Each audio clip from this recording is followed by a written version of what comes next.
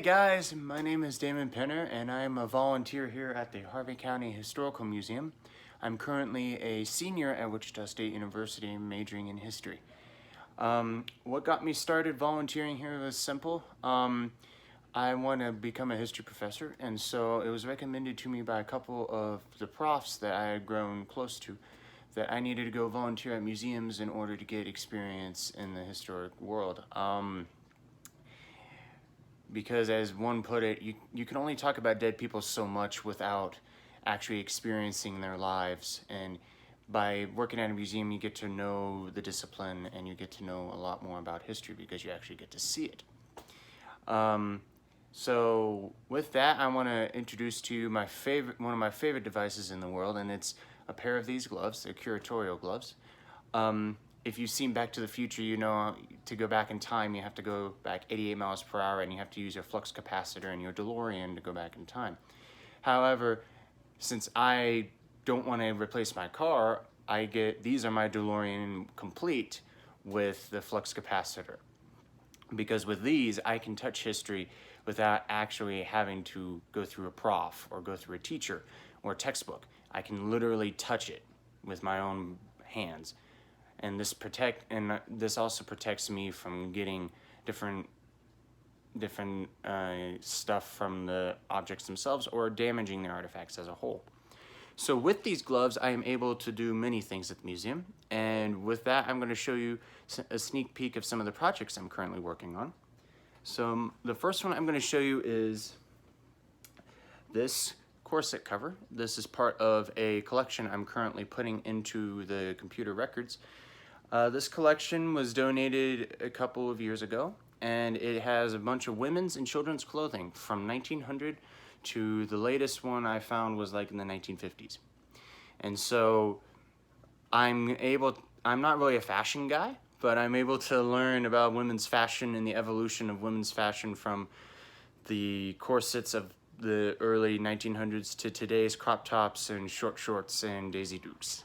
And even though I don't even know what some of those are, but I'm getting to learn the evolution of them, so my sister will be happy with me, and my future girlfriend will probably be happy with me. This hat here, I did not catalog this, but this is part of the collection here, the railroad collection, seeing that Newton was a cattle town and a big railroad hub. So you get to work on the railroad for a day if you come down here and volunteer with us. You get to, if you catalog the railroad collection. And so if you're a Newton high school grad, you can literally become a railer without even needing to go to school. You can become a somewhat railer during your time with us. Another project I am working on, I'm interested in military history, so this may buzz some of you World War II buffs. This is a World War II Army uniform. This is the jacket of the uniform. It comes with a hat and a pair of pants. We have quite a few uniforms in stock that need cataloging or recategorizing. Our records at times have become a little hit or miss, so that's been my project for the past 2 years. Has been to recatalog stuff, and I'm now done, but I'm looking for someone else to help me because I may be done with this, but there's still other cataloging that needs to be done. But my favorite project, however, that I've been working on for the past 2 years is this one right here. I am currently digitizing our collection of Civil War pensions. So I'm getting to learn about different people from different backgrounds. There's quite a few Buffalo Soldiers. There's a couple of immigrants from Pennsylvania that somehow ended up out here after the war was over.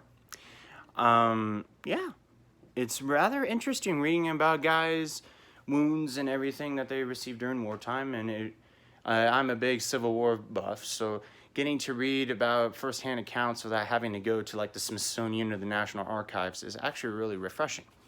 And also I get to use my millennial computer skills and learning how to put it into the program and everything. So why would I recommend you guys volunteer here? Well, one, if you love history, it teaches you how to preserve it and become a better understander of it. And it Also allows you to literally see it in person without having to, like I say, go to Washington or go to Topeka to the State Historic Society. The staff here is really nice and really fun. We laugh and joke a lot. We also take random lunch breaks at times. So we're not all just boring run-of-the-mill historians. We do actually joke and we do keep up with modern stuff. It also gets you out of the house. I know that many of you watching this video have probably been, like me, been quarantined for the past 10 plus weeks. But it's a good way to get out of the house, and since we do have very few, since the staff here is already upstairs, if you would come work down here with me in the curatorial department, I can guarantee you we can social distance, and so that you wouldn't catch that dreaded COVID-19 that we're all worried about. So with that, that's the end of my spiel. If you want to hear more of my spiel or come down to get to know me, because I really do enjoy meeting new people, especially history nuts, contact the museum or go online, search us on Google, and we can get you set up. And we would love to come down here, and, for you to come down here and meet us all in person. Or if you don't want to find us online, DM us, and we will DM you back and get you started.